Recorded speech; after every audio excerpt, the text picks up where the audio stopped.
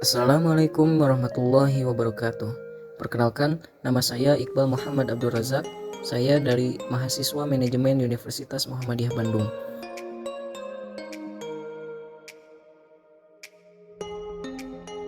Di sini saya akan menjelaskan mengenai ekonomi Islam untuk Indonesia. Solusi dari sistem ekonomi Islam dalam menghadapi pandemi COVID-19 di Indonesia. Sebagai negara dengan ekonomi terbesar kedua di dunia, merosotnya ekonomi Tiongkok karena COVID-19 tentu saja berdampak terhadap perekonomian global. Beberapa lembaga riset kredibel dunia memprediksi dampak buruk penyebaran wabah ini terhadap perekonomian global. Untuk Indonesia sendiri, Menteri Keuangan yaitu Sri Mulyani Indrawati memprediksi pertumbuhan ekonomi dalam skenario terburuk bisa mencapai minus 0,4%. Virus corona atau dikenal dengan COVID-19 telah meluluhlantahkan perekonomian dunia. Menurut kebanyakan para peneliti dan ekonom dunia, wabah ini dianggap menjadi penyebab krisis keuangan global yang paling parah jika dibandingkan dengan krisis keuangan Asia pada tahun 1997 hingga 1998 atau krisis subprime mortgage pada tahun 2008. Bagaimanapun juga, virus ini telah mempengaruhi kepercayaan pasar keuangan dan pangan global.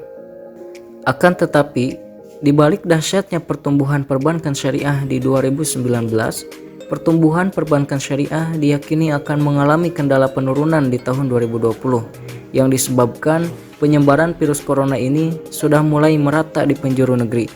Beberapa kota besar khususnya telah memberlakukan pembatasan sosial berskala besar atau yang disebut PSBB untuk mengurangi penyebaran virus ini. Imbasnya, banyak sekali kantor, toko, dan pabrik yang harus memberlakukan pekerjaan dari rumah atau betul-betul berhenti beroperasi sementara waktu. Sebelum adanya penyebaran virus corona di Indonesia, perbankan syariah diharapkan tetap mencatatkan rekor pertumbuhan double digit. Akan tetapi, saat ini perbankan syariah harus mulai merevisi kembali target pertumbuhan mereka yang disebabkan dampak dari penyebaran COVID-19. Perbankan syariah juga diharapkan mampu memberikan solusi terbaik kepada para nasabahnya seperti restrukturisasi, penambahan jangka waktu pembiayaan, ataupun memberikan masa tenggang 3-6 bulan ke depan, sehingga nasabah yang terkena dampak terhadap virus ini bisa merasakan kehadiran bank yang sesuai syariah sebagai solusi dari krisis perekonomian. Di antara solusi yang dapat ditawarkan dalam kerangka konsep dari sistem ekonomi dan keuangan sosial Islam adalah: pertama, penyaluran bantuan langsung tunai yang berasal dari zakat, infak, dan sedekah, baik yang berasal dari unit-unit pengumpulan zakat maupun dari masyarakat. Khususnya untuk zakat yang ditunaikan, penyalurannya dapat difokuskan kepada orang miskin yang terdampak COVID-19 secara langsung. Sebagai salah satu yang berhak menerimanya yaitu mustahik. Poin ini adalah skema filantropi ekonomi Islam yang memiliki potensi besar bagi perekonomian masyarakat. Namun sayangnya, realisasi zakat yang masuk ke Baznas masih jauh dari harapan. Realisasi zakat di akhir tahun 2018 tercatat hanya 8,1 triliun, padahal potensinya mencapai 252 triliun. Kedua, penguatan wakaf uang baik dengan skema wakaf tunai, wakaf produktif maupun wakaf linked sukuk perlu ditingkatkan. Badan Wakaf Indonesia (BWI) perlu bekerja sama dengan lembaga keuangan syariah untuk mempromosikan skema wakaf ini agar dapat digunakan sebagian untuk pembangunan berbagai infrastruktur berbasis wakaf seperti rumah sakit wakaf khusus korban COVID-19, alat pelindung diri, masker wakaf, poliklinik wakaf, rumah isolasi wakaf, pegadaan ventilator wakaf, universitas wakaf, dan lainnya. Manajemen wakaf harus dilakukan secara profesional sehingga wakaf dapat dimanfaatkan secara berkelanjutan. Ketiga, bantuan modal usaha unggulan saat krisis. Di tengah-tengah krisis, tidak sedikit sektor usaha atau usaha mikro kecil menengah, yaitu UMKM, yang berjuang agar tetap eksis. Usaha ini seringkali sulit bertahan karena keterbatasan permodalan. Keempat, permodalan usaha di atas juga dapat diikuti dengan pinjaman qardul hasan. Dalam terminologi ekonomi atau keuangan syariah, qardul hasan adalah pinjaman yang tidak mengambil manfaat atau keuntungan apapun, namun tetap ditekankan untuk dibayarkan kembali. Produk atau skema ini merupakan salah satu produk sistem keuangan syariah yang sangat penting dalam mendukung pemulihan atau menopang perekonomian.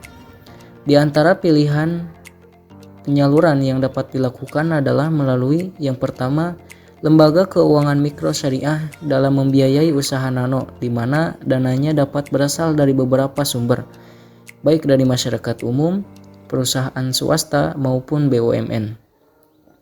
Kedua, pinjaman langsung tanpa margin, baik untuk usaha maupun konsumsi yang disalurkan oleh perusahaan swasta atau BUMN kepada para karyawan atau mitranya seperti pengemudi ojek online, dan dananya dapat berasal dari dana Corporate Social Responsibility atau POS lainnya. Untuk meningkatkan dana CSR, pemerintah perlu mempertegas kewajiban dan kontribusi CSR yang lebih tinggi baik dari BUMN maupun perusahaan swasta. Kelima, selain dari sektor perbankan syariah dan qardul hasan, sebagian dana yang dikumpulkan oleh unit-unit atau organisasi pengumpulan zakat khususnya yang ada di daerah dapat digunakan untuk memperkuat usaha UMKM, menyelamatkan kelompok UMKM yang krisis atau terancam bangkrut karena terkena dampak ekonomi dari wabah COVID-19. Dapat dikategorikan sebagai golongan asnaf, yaitu penerima zakat, yang mana sebagai kelompok miskin yang berjuang di jalan Allah fisabilillah, atau orang yang berhutang yang disebut gharimin. Keenam, pengembangan teknologi finansial syariah untuk memperlancar likuiditas pelaku pasar daring secara syariah, di mana pada saat yang bersamaan juga diupayakan peningkatan fokus pada social finance, zakat, infak, sedekah, dan wakaf. Di samping komersial finance, termasuk pengembangan marketplace untuk mengumpulkan pasar tradisional dan UMKM yang berjumlah hampir 60 juta saat ini, dengan tujuan mempertemukan permintaan dan penawaran baik di dalam negeri maupun luar negeri, khususnya di masa-masa lockdown karena pandemi. Pada akhirnya, jika program-program di atas, khususnya bantuan langsung tunai, zakat, infak, wakaf, atau CSR, baik untuk masyarakat maupun sektor usaha atau UMKM, betul-betul dapat digalakkan, maka upaya tersebut diharapkan dapat meningkatkan kembali aggregate demand and aggregate supply ke kanan dalam kurva demand and supply, diikuti dengan pembangunan pasar daring yang fokus kepada UMKM yang mempertemukan permintaan dan penawaran sehingga surplus ekonomi terbentuk kembali dan membantu percepatan pemulihan ekonomi. Dampak positif dari merger BNI Syariah, Mandiri Syariah, dan BRI Syariah menjadi BSI Syariah untuk masyarakat. Penggabungan 3 bank syariah milik Himpunan Bank Milik Negara Himbara, yakni PT Bank BRI Syariah, PT Bank Syariah Mandiri, dan PT Bank BNI Syariah, dinilai dapat meningkatkan daya saing keuangan syariah di era digital. Dampak merger terhadap perkembangan ekonomi syariah juga diyakini positif, karena entitas baru yang lahir dari aksi korporasi ini akan memiliki modal besar untuk bergerak menjadi pendorong pertumbuhan ekonomi nasional. Bank hasil merger akan mewarisi nilai-nilai baik dari ketiga entitas yang terlibat, yakni sistem kerja dan profesionalitas dari Bank Syariah Mandiri, kemampuan inovasi BNI Syariah, serta pemahaman kondisi lokal dan regional dari BRI Syariah. Integritas ini membuat bank hasil merger memiliki fondasi kuat untuk beroperasi. Dengan keunggulan tersebut, entitas hasil merger bisa membuat market share industri keuangan syariah di Indonesia lebih besar dari saat ini. Dalam merger ini, BRI Syariah akan menjadi bank penerima merger dari 2 bank syariah BUMN lainnya, alias Survivor Bank. Dampak merger terhadap perkembangan ekonomi syariah juga diyakini positif, karena entitas baru yang lahir dari aksi korporasi ini akan menjadi modal besar untuk bergerak menjadi pendorong pertumbuhan ekonomi nasional. Pengajar studi ekonomi Islam dari Universitas Indonesia, Banjaran Surya Indrastomo, Bank Syariah hasil merger memiliki potensi bagus karena akan mewarisi hal-hal baik dari 3 entitas yang terlibat. Hal ini membuat Bank Syariah hasil merger memiliki kekuatan komplit untuk memperbesar pangsa pasar keuangan syariah. Dengan keunggulan tersebut, entitas hasil merger bisa membuat market share industri keuangan syariah di Indonesia lebih besar dari saat ini. Efisiensi akan tercipta dari merger, dan hal ini membuat entitas baru nanti bisa semakin lincah serta kompetitif dalam menjalani usaha. Dalam jangka panjang, nilai yang diciptakan atas merger ini akan jauh lebih tinggi dari saat ini. Kondisi terbesar jelas menguntungkan baik bagi masyarakat, investor, serta pengusaha dan pelaku UMKM, yang pasti akan semakin terbantu mendapat akses pembiayaan murah dari bank hasil merger. Peneliti ekonomi syariah dari Center of Islamic Banking, Economics and Finance, Fauzia Rizky Yuniarti, menyebut merger yang tengah berjalan tidak akan berdampak negatif bagi pelaku industri keuangan atau perbankan syariah lain. Ada 2 alasan yang menjadi dasar argumen Fauzia. Pertama, merger bank syariah ditunjukkan bukan untuk meniadakan pelaku industri lain, namun justru demi meningkatkan daya saing dan penetrasi keuangan syariah. Kedua, riset menunjukkan nasabah existing bank syariah yang Muslim religious bukan swing customers. Dia juga berpendapat penggabungan usaha 3 bank syariah milik negara akan menciptakan entitas baru dengan visi besar jika pembentukan identitas baru selama proses merger berjalan baik. Kehadiran bank bervisi besar ini baik untuk peningkatan literasi dan inklusi keuangan syariah. Literasi keuangan kedepannya bisa dilakukan secara masif dengan sumber daya bank hasil merger. Ini menjadi langkah baik untuk lembaga keuangan syariah menjangkau para pemuka agama, ibu-ibu, pengusaha kecil di daerah agar memakai produk syariah. Menurut saya, sistem ekonomi Islam sangat memungkinkan sekali bila mana dikembangkan di Indonesia. Hal tersebut dikarenakan sistem perekonomian di Indonesia sudah bukan embrio lagi dan bisa diperbaiki.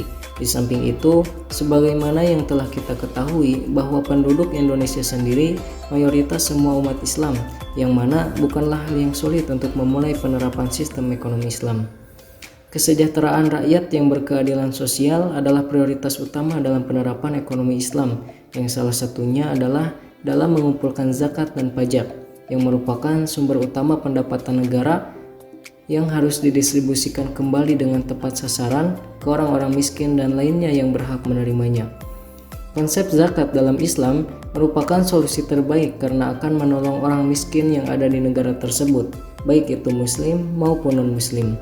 Kesejahteraan sosial akan tercipta antar umat beragama karena Islam itu sendiri tidak mencampuri urusan akidah umat lain, tapi tetap memperhatikan kepentingan umum mereka.